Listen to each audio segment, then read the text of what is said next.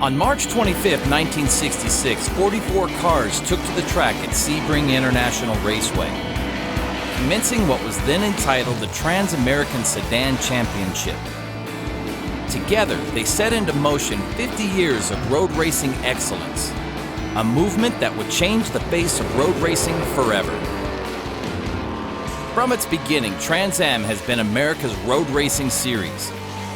From the production Pony Wars to the GT factory years to the road racing renaissance of today, the Trans Am series has captured the public's imagination, and the name itself, Trans Am, is known worldwide.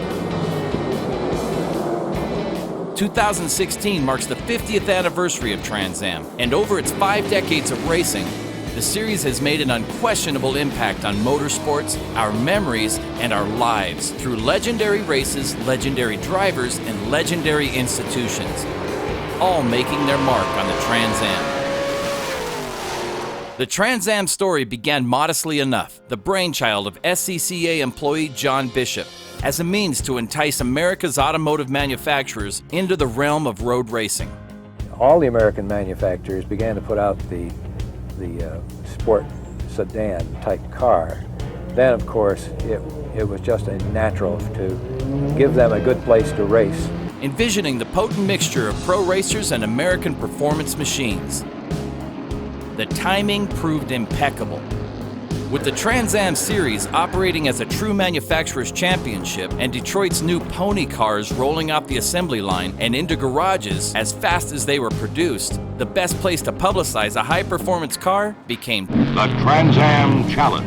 A series happy to supply Detroit with the venue to test, develop, and market a generation of automobiles that would come to define the American car and Motor City for years to come.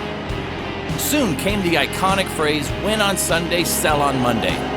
Trans Am became the medium to develop brand awareness and loyalty amongst fans, as huge dollar commitments from Ford, GM, Chrysler, and others created manufacturer and driver rivalries that ultimately resulted in the commencement of the Pony Wars.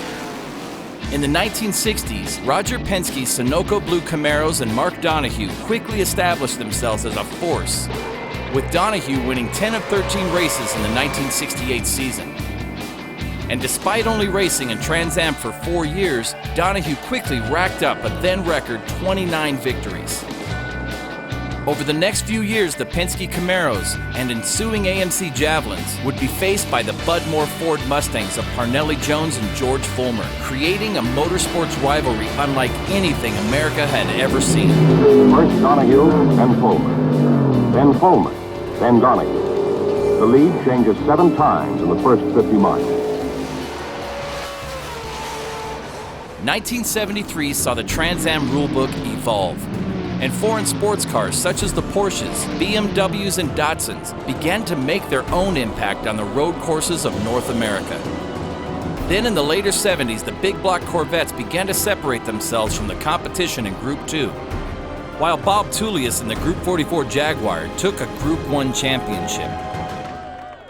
The 1980s brought the tube frame, silhouette cars, and a new dynasty to the Trans Am series.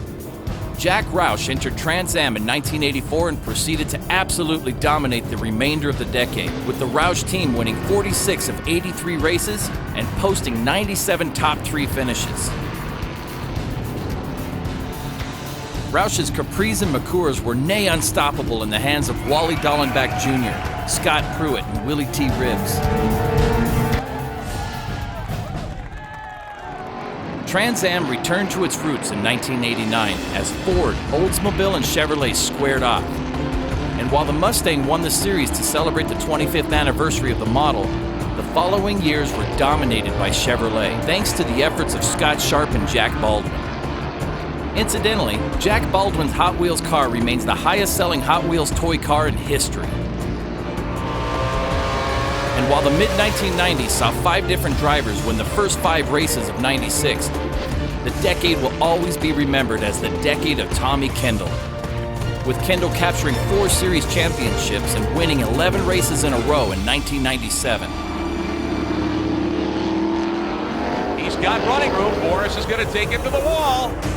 The new Millennium ushered in a new era of Trans Am, Walks into the corner, there's contact. Oh, there's Bell. Gentilozzi and Bell, they're 3 wide. With Jaguar and Rocket Sports dominating 3 or 4 seasons, with Paul Gentilozzi overtaking Mark Donohue's overall win record with 30. Who wants it more? Oh, they're going for it. Bell to the inside for the lead. Justin Bell leads on Morris and takes over. And Gentilozzi has an opening. Gentilozzi takes the lead. They've swapped it 3 times. Bell gets turned around. Morris gets by and Bell gets booted out of second spot. Gentilozzi out of the final corner will come to the checkered flag. Followed by Tony Ave turning in monster performances and capturing the 2010 and 2011 Series championships. Trans Am has made huge strides in 4 short years, and the Trans Am Series has seen a resurgence unlike any other in motorsports. Now featuring robust fields and entries of 60-plus cars on a regular basis, Trans Am has begun forging a new legacy. Champions such as Ernie Francis Jr., Cameron Lawrence, Doug Peterson, Gar Robinson, and Amy Ruman, and have paved the way for a new generation of Trans Am drivers. Alongside Trans Am's new champions, fans will find the traditional Trans Am Grand Touring racer, joined by the modern-day pony wars with the Ford Mustang, Chevrolet Camaro, and Dodge Challenger, once more battling for dominance in TA2 on a massive scale, while the series remains true to its production heritage with the introduction of TA3, TA4, and TA5. Now, as drivers battle for the 50th anniversary championship trophies, the series makes its long-awaited return to Detroit. Trans Am's future is now as bright as at any point in the series' storied history. After 50 years, the Trans Am is still vital, innovative, and true to the spirit of American road racing.